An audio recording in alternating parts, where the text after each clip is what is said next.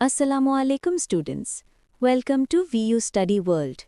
आज हम ENG 504 second language acquisition के लेसन 18 करेंगे। Functionalism and interaction in second language learning के all important questions and answers को देखेंगे।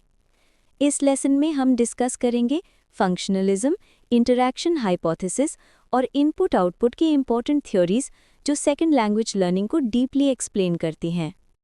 फंक्शनलिज्म दूसरी ज़बान सीखने में क्या है? फंक्शनलिज्म इस बात पर जोर देता है कि ज़बान का मकसद बातचीत करना है और मानी मीनिंग ही ज़बान के ढांचे को तश्कील देते हैं। ये नज़रिया समझता है कि ज़बान आहिस्ता आहिस्ता सीखने वाले की अबलागी ज़रूरतों के मुताबिक तरक्की करती है। Question 2. What is the functionalist view of the language learner? Answer. Functionalists consider the learner as an active participant who constructs meaning through communication. They believe that interaction and use of language help in developing grammar and vocabulary. Functionalist नज़रिए के मुताबिक ज़बान सीखने वाले का तसव्वुर क्या है? Functionalist सीखने वाले को एक फ़व्वाल शरीक समझते हैं जो बातचीत के ज़रिए मायने पैदा करता है। उनके मुताबिक ज़बान का इस्तेमाल और दूसरों से तामुल ज़बान के ढांचे और अल्फाज को सीखने में मदद देता है। Q3. What is the role of input and interaction in functionalism? Answer. जवाब.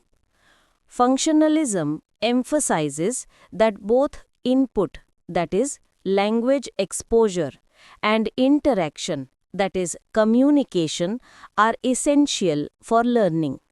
Through interaction, learners test, modify, and reorganize their interlanguage. Functionalist नज़रिया में इनपुट और इंटरैक्शन का क्या किरदार है? फंक्शनलिस्ट नज़रिया के मुताबिक ज़ुबान का इनपुट यानी इनपुट और दूसरों से इंटरैक्शन दोनों ही ज़ुबान सीखने के लिए ज़रूरी हैं। बातचीत के ज़रिए सीखने वाला अपनी ज़ुबान को बेहतर बनाता, बदलता और मुनज़्ज़म करता है। Question 4. What is Merrill Swain's output hypothesis? Answer. Merrill Swain 1985 suggested that comprehensible input alone is not enough. Learners must also produce language. Output helps learners notice grammatical errors and develop better sentence structures. Merrill Swain का output hypothesis क्या है? Merrill स्वेन 1985 के मुताबिक सिर्फ समझ आने वाला input काफ़ी नहीं होता, सीखने वाले को ज़बान बोलनी भी चाहिए। बोलने के अमल से वो अपनी ग्रामर की गलतियां पहचानता है और जुमलों की साख्त बेहतर बनाता है। Q5. What is Child Directed Speech, CDS, and how does it relate to second language learning?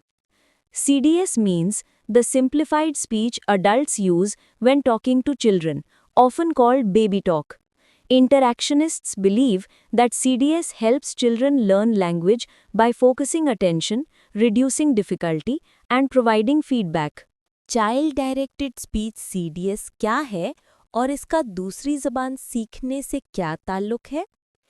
Child directed speech CDS वो सादा ज़बान है जो बड़े बच्चों से बात करते वक्त इस्तेमाल करते हैं, जिसे बेबी टॉक भी कहा जाता है। इंटरैक्शनिस्ट के मुताबिक ये बोली बच्चे की तवज्जो बढ़ाने, ज़बान आसान बनाने और दुरुस्तगी का फीडबैक देने में मदद करती है। Question 6. What are the major findings of functionalism and interaction research? जवाब. 1. Interaction improves the quality of input and helps learners understand better.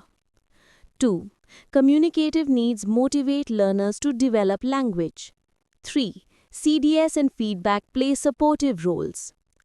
4. Instruction increases learning speed but not necessarily the learning route.